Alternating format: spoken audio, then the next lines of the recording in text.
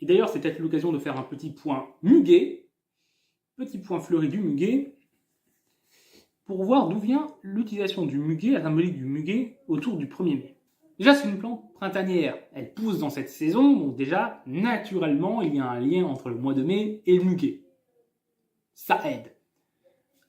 Ce qui fait que déjà, chez les Celtes, c'était considéré comme une fleur porte-bonheur. La tradition, elle se perpétue au Moyen-Âge, puis elle acquit un statut officiel en 1561, lorsque le roi Charles IX, ayant reçu un brin de muguet le 1er mai, décida que chaque année, il allait offrir un brin de muguet aux dames de la cour.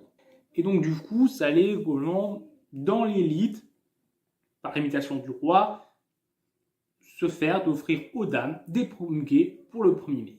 Néanmoins, ça n'allait rentrer dans la culture populaire qu'à partir du 1er mai 1900. En effet, les grands couturiers parisiens allaient organiser une fête ce jour-là et, pour faire un petit coup de pub, ils allaient offrir à chaque femme qui allait se présenter des brins de muguet. Du coup, vu que ça a été diffusé assez massivement, ça va avoir tendance à le faire rentrer dans la culture populaire. Surtout porté par la droite et le patronat, qui préféraient le muguet moins politique que l'églantine, donc préféraient en faire de cette fleur le symbole du 1er mai. Mais n'ont pas réussi à le faire, enfin, certes le muguet a été popularisé, mais n'ont pas réussi à l'imposer, et il a fallu attendre du coup le régime de Vichy pour que ça soit imposé de manière forte.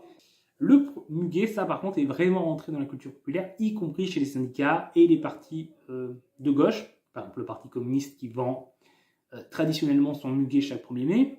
Donc là-dessus, par contre, si autant la fête du travail n'est pas acceptée, et le muguet, lui, par contre, est rentré dans les mœurs.